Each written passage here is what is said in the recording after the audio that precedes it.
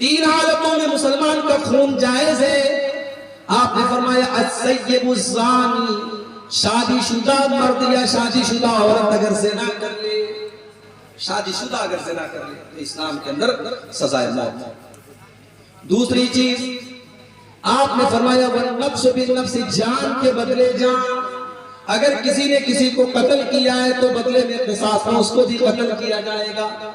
तीसरी चीज वो तारिकु लिदीनिही अल मुफारिकु लिल जमाअह, इस्लाम के अंदर आने के बाद मुसलमान अगर मुर्तद हो जाए, दीन को छोड़ दे, इस्लाम को छोड़ दे, इस्लामी हुकूमत के अंदर उसकी सजा सजाए मौत है। और ये भी आगे किया कि जो मुर्तद हो जाएगा वो दुनिया में भी नुकसान होगा। बीवी अगर मुर्तद हो गई, शौहर के साथ रिश्ता खत्म। शौहर मुर्तद हो गया, बीवी के साथ रिश्ता खत्म। बेटा अगर मुर्तद हो गया, बाप की प्रॉपर्टी का वारिस नहीं होगा। कोई भी अगर मुर्तद हो गया, इस्लाम को उसने छोड़ दिया या इस्लामी शरीयत के किसी उसूल का इनकार कर दिया, नमाज का इनकार कर दिया, रोजे का इनकार कर दिया, ज़कात का इनकार कर दिया, हज का इनकार कर दिया, जहन्नम का इनकार कर दिया, जन्नत का इनकार कर दिया, नबियों का किसी भी इस्लाम के प्रिंसिपल का, उसूल का उसने इनकार कर दिया, तो वो मुर्तद हो गया। और ऐसे शख्स की जनाजे की नमाज नहीं पढ़ी जाए। इनकार कर दिया।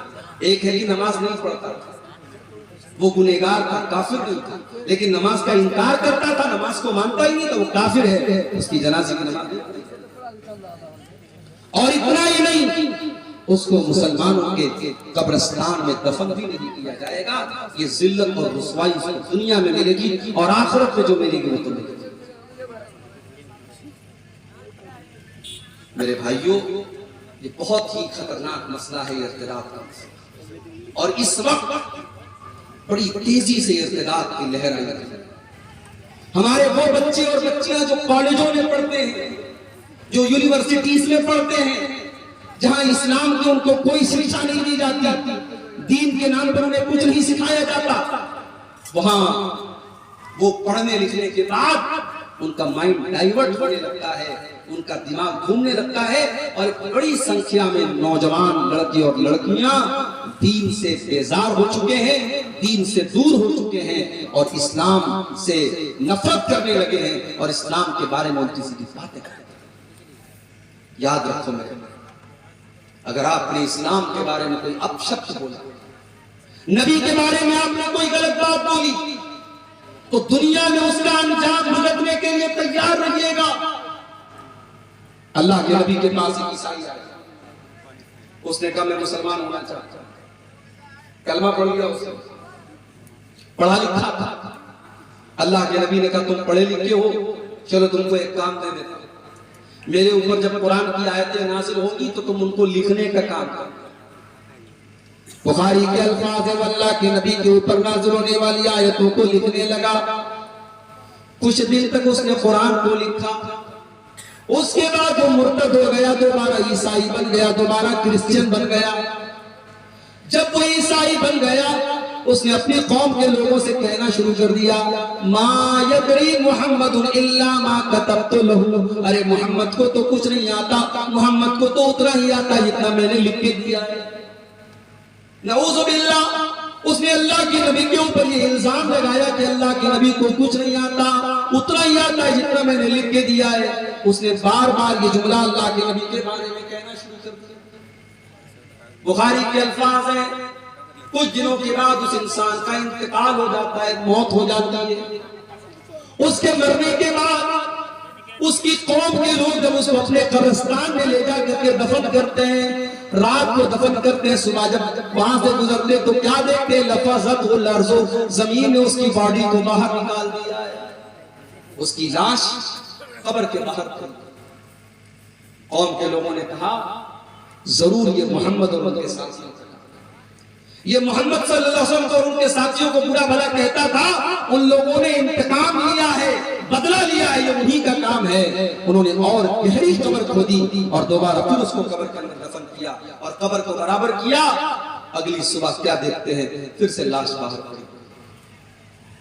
फिर यही बात कहते हैं कि लग रहा है ये मोहम्मद और उनके साथियों का काम है, वो दुश्मनी निभा रहे और गहरी कमर खोदते, जितनी गहरी खोद सकते थे और फिर उसको जमीन के अंदर डाल देते हैं। लेकिन मेरे भाइयों, तीसरे दिन फिर उसकी लाश कब्र के बाहर पड़ी रहती है। वो समझ जाते हैं कि इंसान का काम नहीं है, ये अल्लाह का काम है, ये उस रब का काम है जिस रब के नबी को इसने गालियां दी थी और जिस रब की शरीयत से इसने बगावत की थी, उसकी कौम के लोग फिर उसको जमीन में दफनाते नहीं है और उसको वैसे ही फेंकते चले आते हैं। मेरे प्यारे साथियों, नबी का गुस्ताख, इस्लाम का गुस्ताख, कुरान का गुस्ताख जो आज गालियां दे रहे हैं कुरान को और नबी को, आप यकीन रखिए अल्लाह का वादा है, इन्ना कफैनाकल मुस्तहज़िईन, ऐ नबी आपका मजाक उड़ाने वालों के लिए हम काफी हैं। जो लोग आज इस्लाम का और नबी का मजाक उड़ाते हैं वो एक न एक दिन या तो हिदायत पाएंगे या अपने अंजाम करेंगे। तो ये बहुत बड़ा मसला है आज हमारी कौम की लड़कियों का।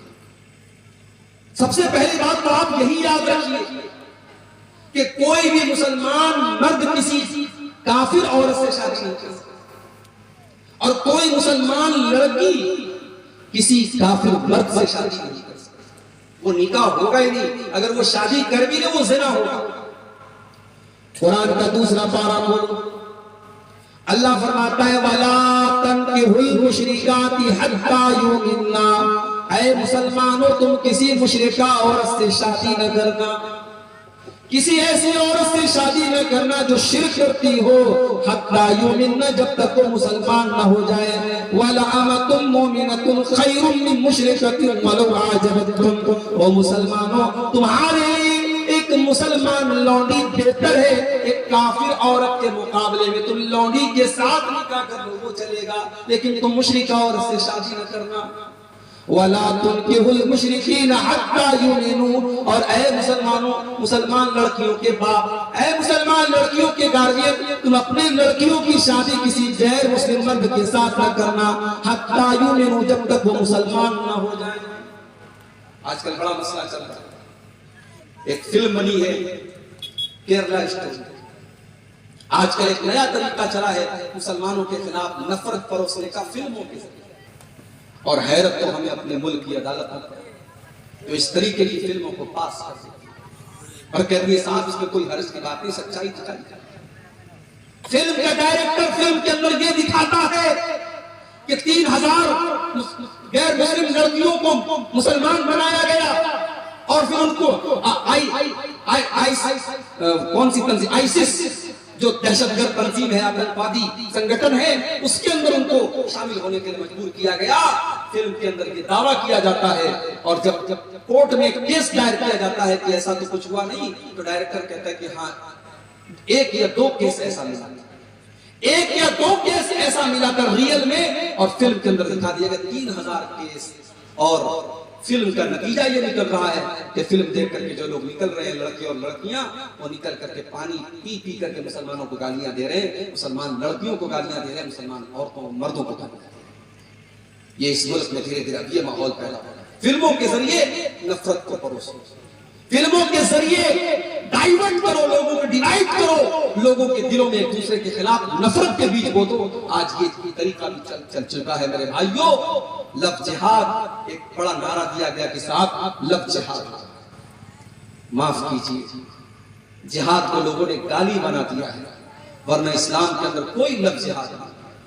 ये इस्लाम का कॉन्सेप्ट ही नहीं है कि आप किसी लड़की से शादी कीजिए, मोहब्बत कीजिए और उसके बाद उसे आप इस्लाम की तरफ लेके आइए। अगर कोई ऐसा करता भी है, इस्लाम इसको प्रोत्साहित नहीं करता, इस्लाम इसको प्रमोट नहीं करता।